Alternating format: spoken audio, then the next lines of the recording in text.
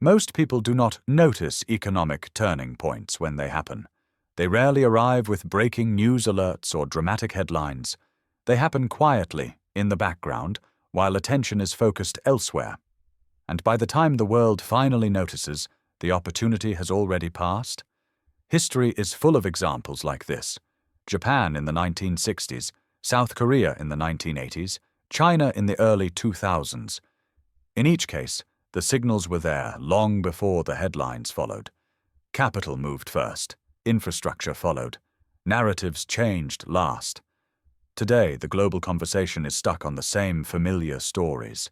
China's economic slowdown, India's rise as the next global giant, Vietnam's factory boom, Singapore's dominance in technology and finance.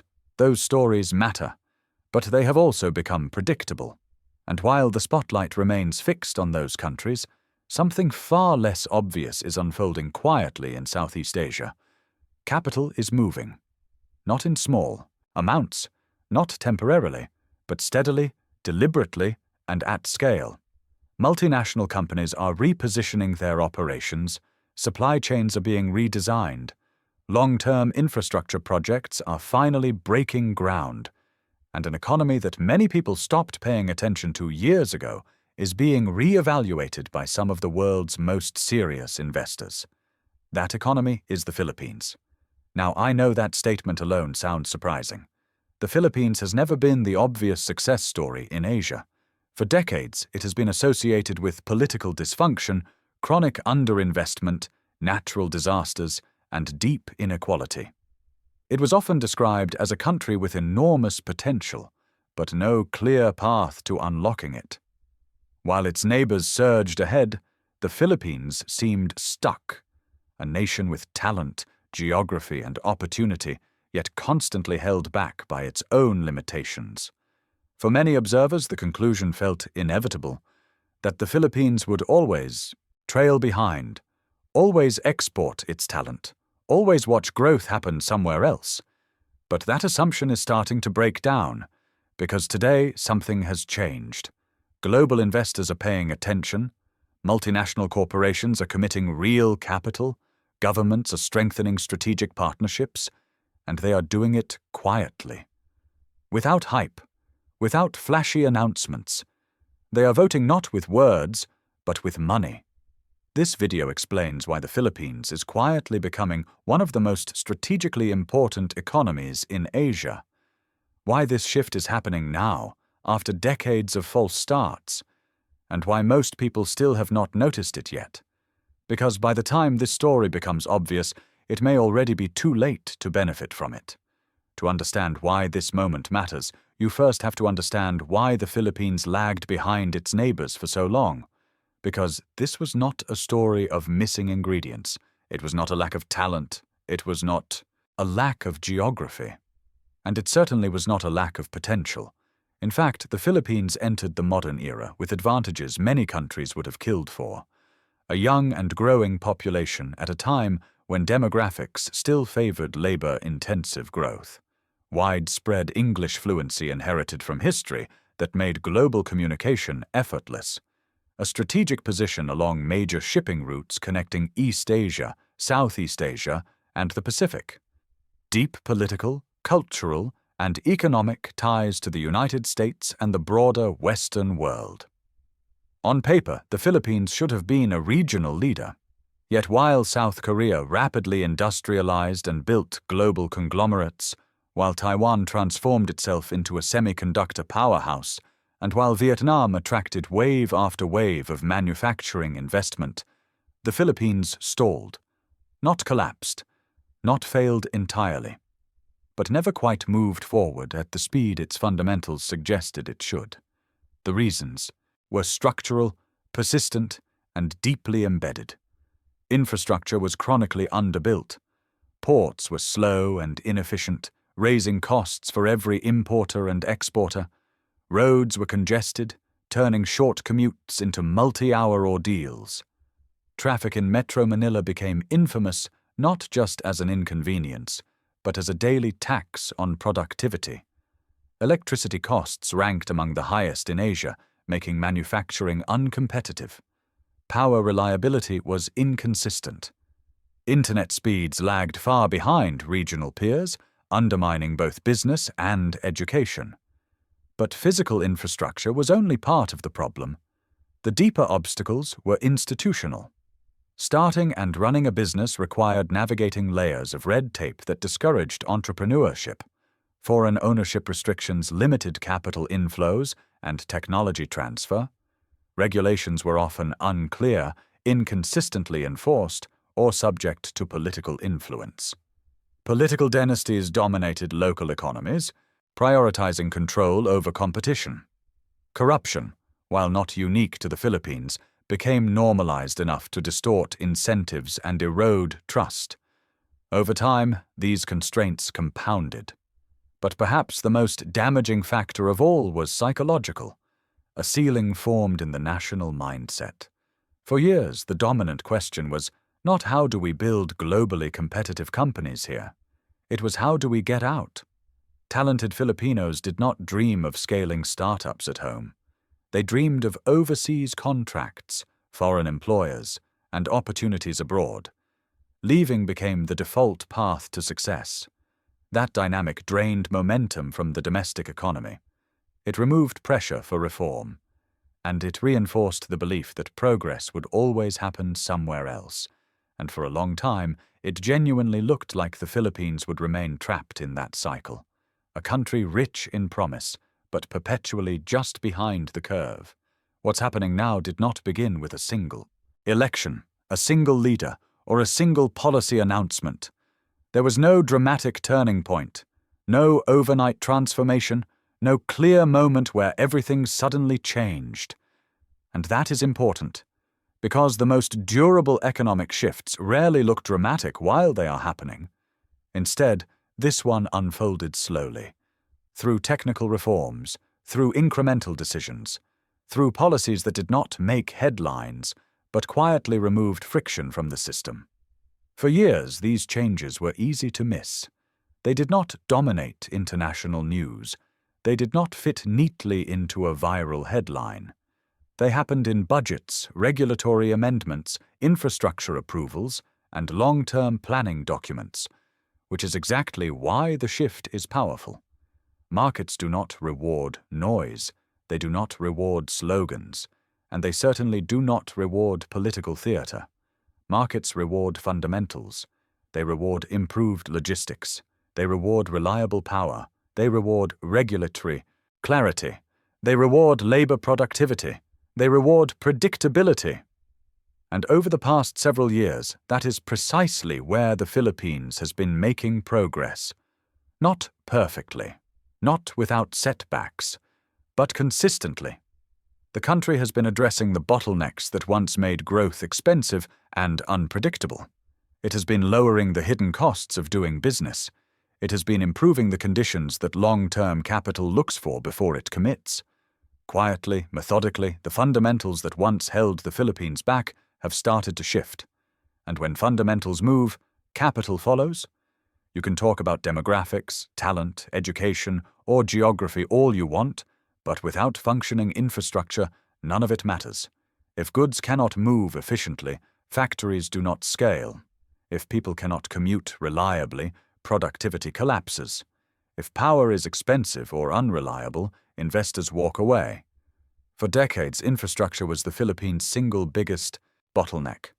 It was not just underdeveloped, it was fragmented, outdated, and overwhelmed by population growth. Roads built for a smaller economy were forced to carry modern traffic volumes. Ports designed decades earlier struggled to handle global trade.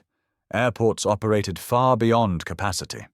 Urban congestion became a daily reality, especially in Metro Manila, where hours lost in traffic translated directly into lost economic output. For businesses, this was not an inconvenience, it was a cost. Transport delays raised logistics expenses, unpredictable travel times reduced labor efficiency. Supply chains became fragile and expensive to manage. And for years, these problems discouraged serious investment. That has changed. The Philippines is now in the middle of one of the most ambitious infrastructure build-outs in its history. Not in theory, not on paper, but on the ground. Railways that did not exist a decade ago are now under construction. Expressways are cutting travel, times that once took hours down to minutes. Airports are being expanded and modernized to handle growing passenger and cargo volumes. Ports are being upgraded to integrate the country more effectively into global supply chains. This is not just about Manila. The Metro Manila subway, the country's first underground rail system, is being built to fundamentally change urban mobility. The North-South commuter railway is designed to connect regions that were previously isolated from the capital, expanding labor markets and reducing congestion. Clark, once a former military base, is being developed into a major logistics, aviation, and business hub that can absorb growth away from Manila. New expressways are linking industrial zones to ports. Provincial airports are being upgraded to support tourism and regional development. Infrastructure investment is becoming nationwide rather than centralized. These projects matter not because they look impressive, but because they change behavior. When workers spend less time in traffic, productivity rises across entire sectors. When logistics costs fall, manufacturing becomes competitive where it once was not. When travel becomes predictable, businesses can plan, expand, and invest with confidence. Infrastructure also reshapes geography. It determines where factories are built, where people live, where talent flows, and where capital ultimately settles. Most importantly, it signals seriousness. Large-scale infrastructure requires planning, financing, and execution over many years. When investors see projects actually being completed rather than just announced, it changes their perception of risk. Infrastructure does not create headlines. It creates momentum, and momentum, once it starts compounding, is very difficult to reverse. Now let's talk about demographics. This is where the Philippines holds one of the most underestimated advantages in the global economy today, because while capital, technology, and infrastructure can be built relatively quickly, demographics cannot. They take decades to shape, and once they turn against you, they are incredibly difficult to reverse. The world is getting older. Japan's population is shrinking and aging at the same time. China's workforce has already begun to decline, ending a decades-long demographic dividend.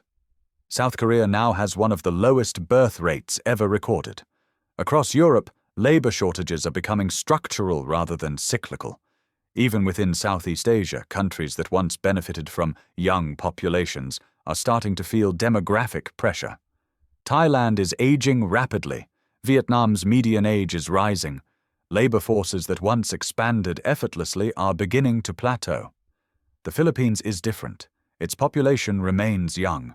It is still growing, and millions of people are entering their prime working years just as the global economy is facing a shortage of labor.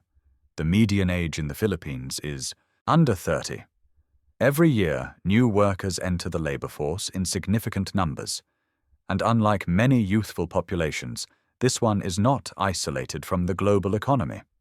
English fluency is widespread across education levels. Communication with international clients requires little cultural translation. Western business norms, professional expectations, and service standards are already familiar. But this advantage goes beyond language. The Filipino workforce has proven adaptable across industries and technologies. It has repeatedly absorbed new tools, new systems, and new forms of work as global demand has shifted. This matters because the global labor market has changed. Companies are no longer just looking for the lowest wages. They are looking for workers who can learn quickly, operate complex systems, and integrate into distributed global teams. Trainable labor has become more valuable than cheap labor, and this is where the Philippines fits particularly well. In business, services, global firms are expanding operations beyond basic support. In IT and software services, teams are handling increasingly complex tasks. In finance and accounting, Filipino professionals manage core operations for multinational companies. In healthcare, the country supplies both frontline services and back-office medical support. In creative industries, Filipino talent contributes to design, animation, content production, and digital media at a global level. In all of these areas, the Philippines is no longer competing purely on cost. It is competing on capability. And in a world facing labor shortages, that combination of youth, skill, language, and adaptability is becoming one of the most valuable economic assets any country can have. For many years, the Philippines was known almost exclusively for one thing: call centers.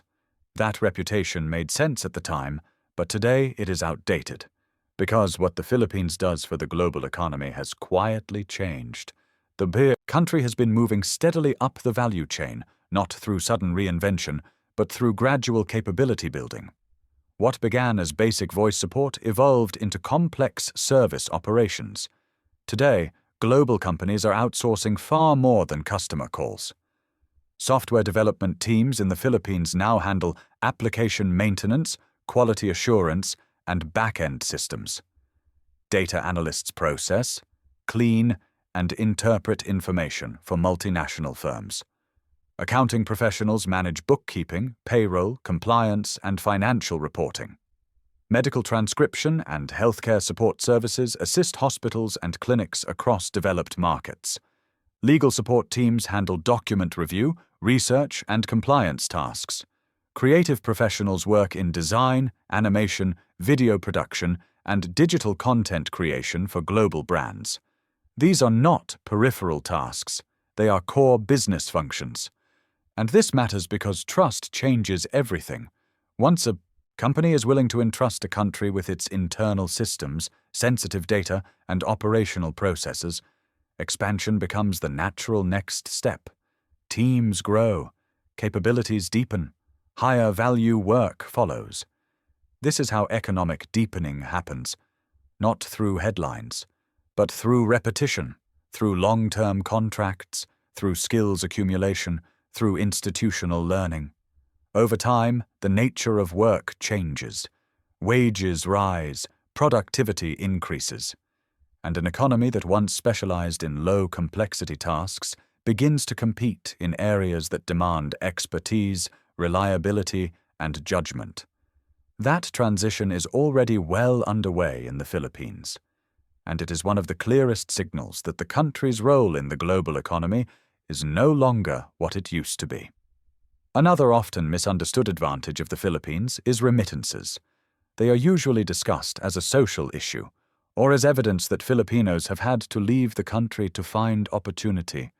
But economically, remittances are something else entirely. They are one of the most powerful stabilizing forces in the Philippine economy. Every year, over $30 billion flows into the country from Filipinos working overseas. This is not speculative capital.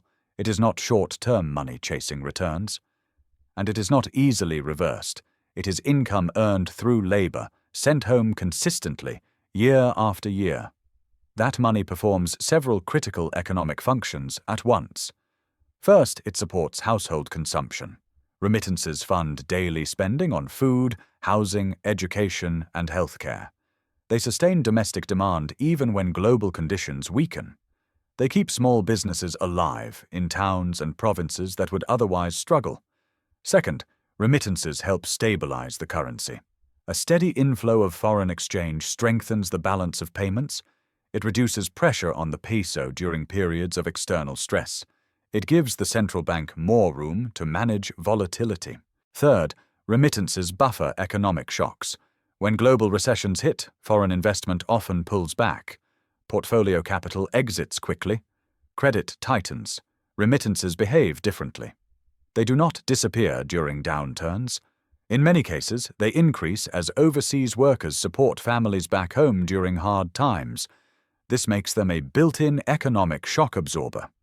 Fourth, remittances fund long-term investment at the household level. They help finance small businesses. They drive residential construction and real estate demand. They support education, which raises long-term productivity. Over time, this money turns into human capital and physical assets. Very few developing economies have this kind of built-in stabilizer at scale, And as the domestic economy improves, remittances do not disappear. They increasingly become a source of investment rather than survival, which quietly reinforces growth rather than merely sustaining it. This is one of the reasons the Philippine economy has shown resilience during global crises, and one of the reasons long-term investors pay attention. Geography has always mattered, but in today's world, geopolitics amplifies geography in ways that did not exist a decade ago. The Philippines sits at one of the most strategically important intersections on the planet. It lies between the Pacific Ocean and the South China Sea. It sits along some of the world's busiest shipping lanes, and it occupies a position that connects Northeast Asia, Southeast Asia, and the broader Indo-Pacific. For most of modern history, this geography was underutilized. Today, it is being re-evaluated, because global supply chains are no longer optimized solely for cost. They are being redesigned for resilience. After years of disruption, companies are reassessing concentration risk. They are asking hard questions about geopolitical exposure, political alignment, and long-term predictability. This is where the China Plus One strategy comes in. Rather than abandoning China entirely, companies are diversifying. They are spreading production and operations across multiple countries to reduce vulnerability. Vietnam has attracted much of the attention. Indonesia has emerged as an alternative in certain sectors. India dominates headlines due to its scale, but the Philippines offers a different kind of value.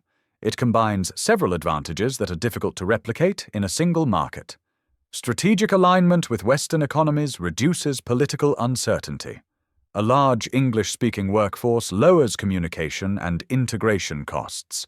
Deep historical ties with the United States support defense, trade, and institutional cooperation.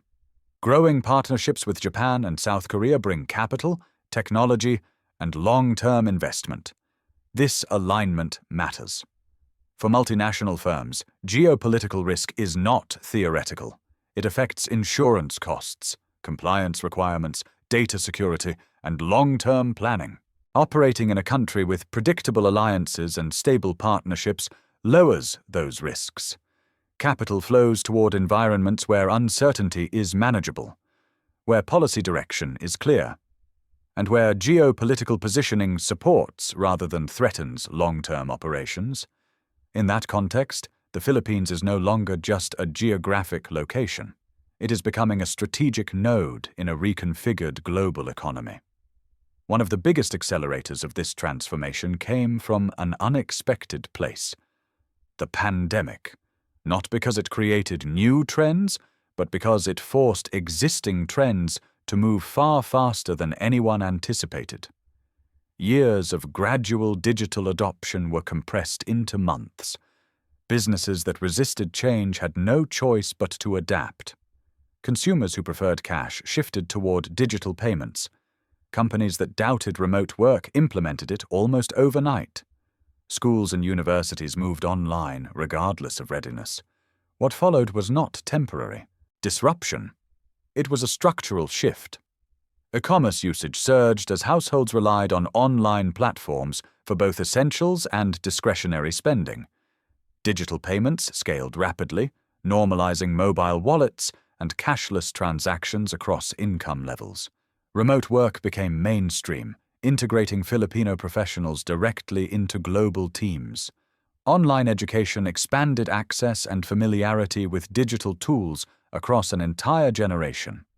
What emerged was more important than any single platform or application: a population comfortable operating in a digital environment.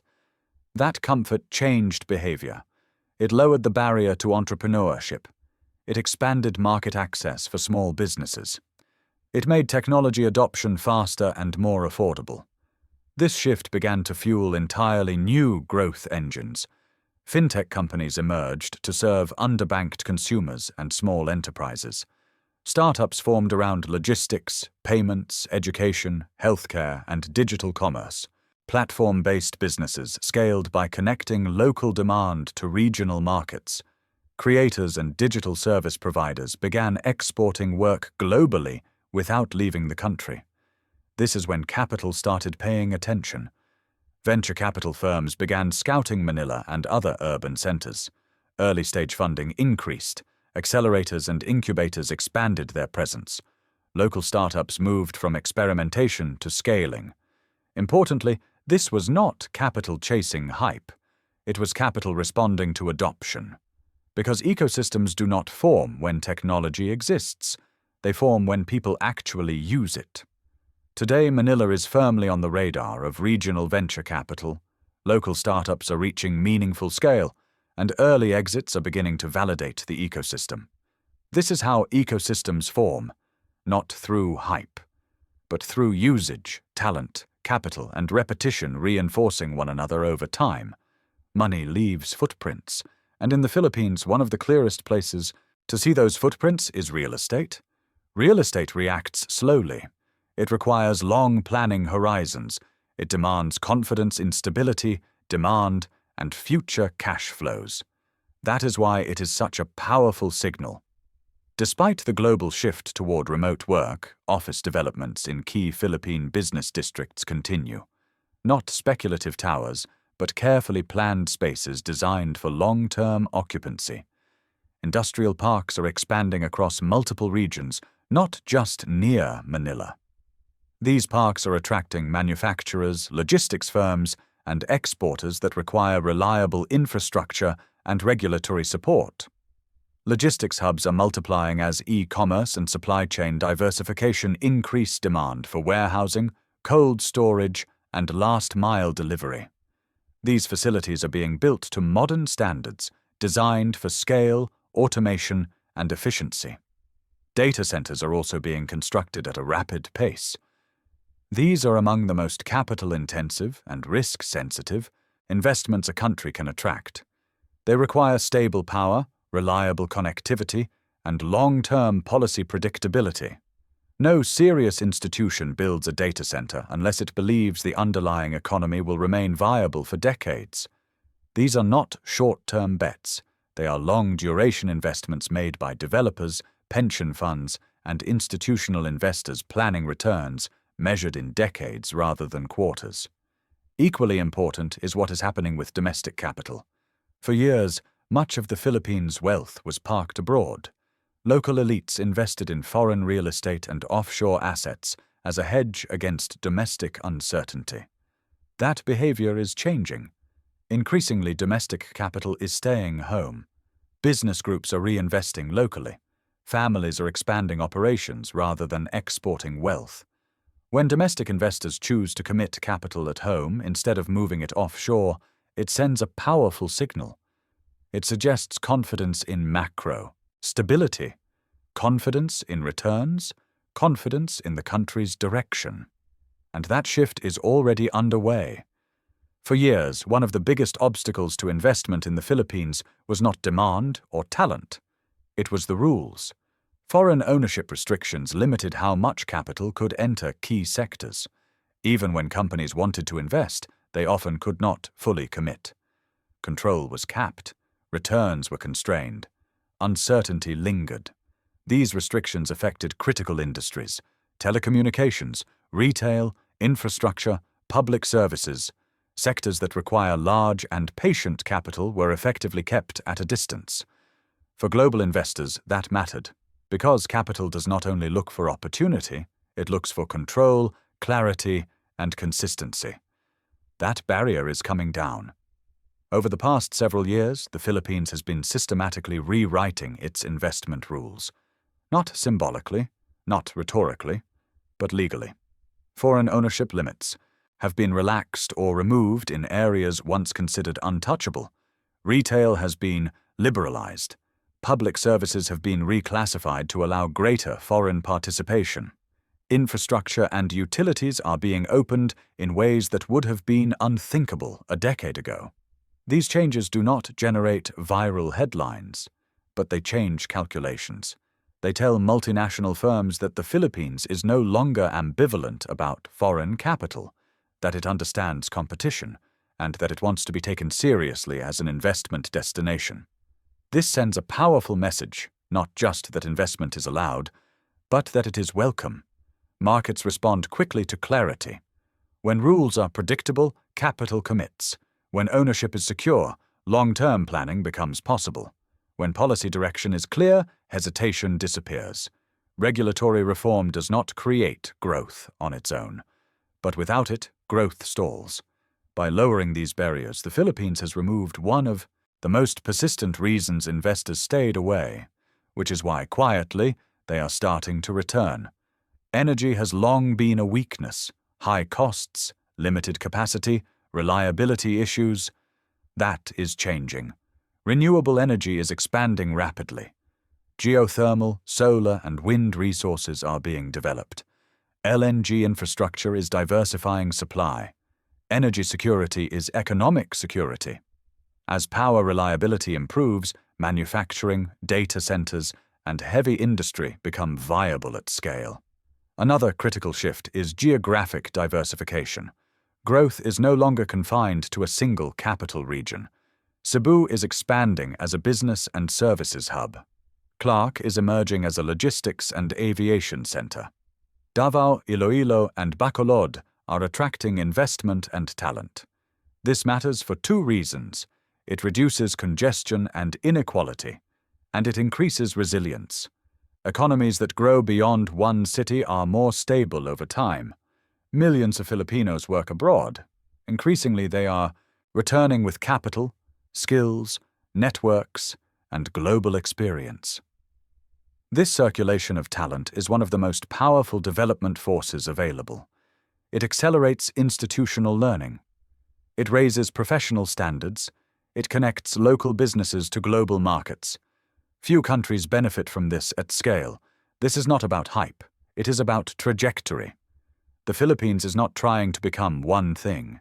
It is positioning itself as a services hub, a manufacturing alternative, a digital economy, a regional logistics node, and a growing consumer market.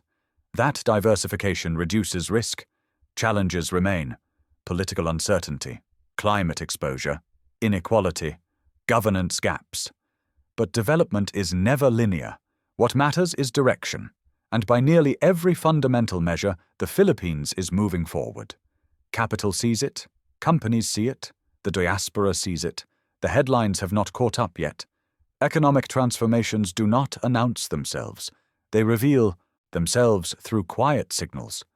Capital flows, infrastructure, policy shifts, talent decisions. The Philippines is sending those signals now. Whether this moment becomes permanent depends on the next decade. But one thing is already clear. The era of dismissing the Philippines as an underperformer is ending, and those who notice early rarely regret it.